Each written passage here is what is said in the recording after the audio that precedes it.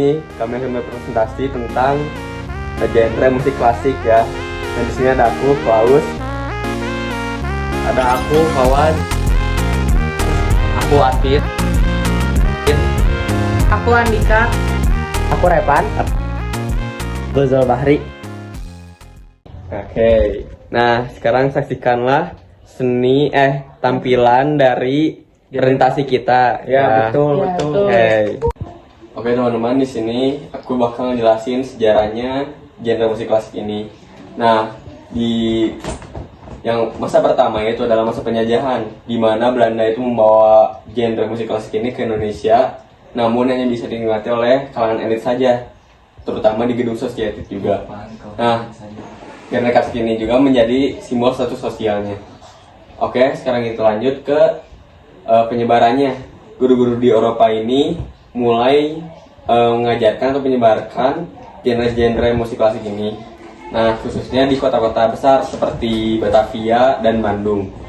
Dan disitulah dikenalkan piano dan biola. Nah, yang ketiga adalah setelah kemerdekaan atau pasca merdeka. Di pasca merdeka ini, tokoh yang terkenal seperti Amir Pasaribu memformalkan bahwa musik klasik ini tuh akan diformalkan menjadi pendidikan seni di Indonesia. Nah, terus yang keempat itu adalah zaman modern. Di zaman modern ini musik-musik sudah berkembang dan ada juga orkes profesional seperti Bandung Philharmonic yang menyatukan teknik barat dan teknik lokal. Saya mau menjelaskan apa sih genre klasik itu. Jadi genre klasik itu adalah musik dari tradisi barat yang populer di Eropa pada tahun 1750 sampai 1825-an. Kenapa bisa populer? Karena dia tuh punya komposisi yang kompleks, notasi yang presisi, sama nilai estetikanya yang tinggi. Makanya dari itu si genre musik ini tuh relevan gitu sampai sekarang. Dan emang genre musik yang ini tuh kayak enak lah didengar meskipun ini tuh udah lama. Lanjut, lalu ada ciri dan karakteristiknya. Untuk cirinya itu penggunaan dinamika crescendo dan accelerando, lalu perubahan tempo accelerando dan diterando, dan serta hiasan ornamentik yang diperhemat. Terus ada karakteristik utama yang meliputi seperti dinamika dan tempo. Dinamika tempo itu seperti keras atau lembutnya suara, lalu agar si musik itu terasa lebih enak didengar. Lalu struktur dan harmoni. Struktur harmoni itu cara genre musik agar tetap terasa rapih dan akor musik itu sendiri tetap berjalan lancar dan kaya akan kemegahan lah. Lanjut ada orkestri. Orkestri itu cara genre klasik itu bekerja dalam bentuk kelompok agar si hasil suara yang dihasilkan tuh kaya dan megah. Dilanjut dengan ornamen dan melodi, yaitu penonjolan suara agar si lagu itu tuh tetap terlihat indah dan tidak berlebihan.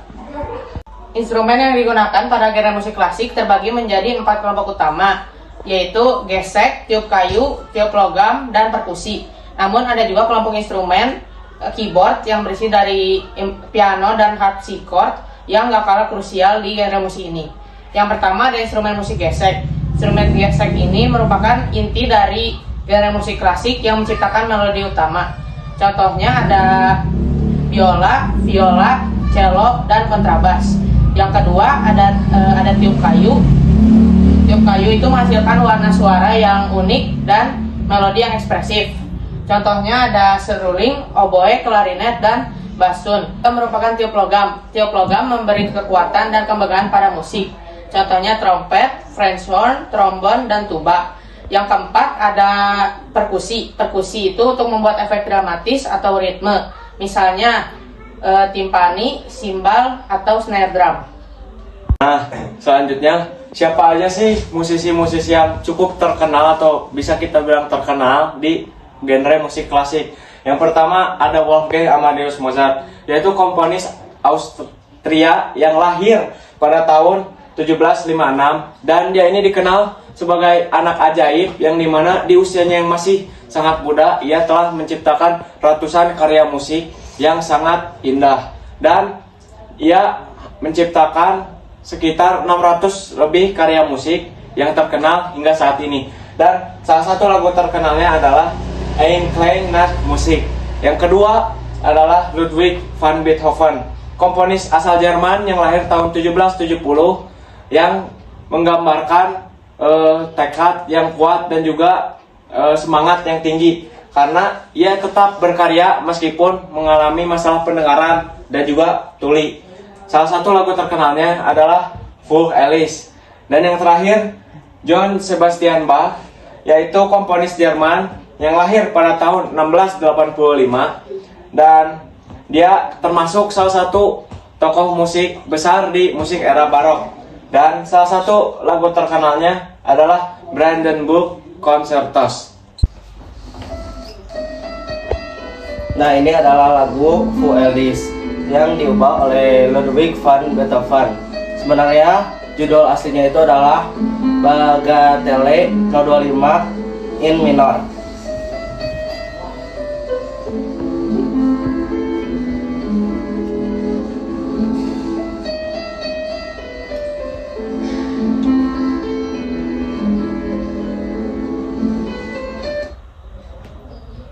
Nah teman-teman, genre klasik ini menekankan kita pada keindahan, kedamaian, dan juga keteraturan.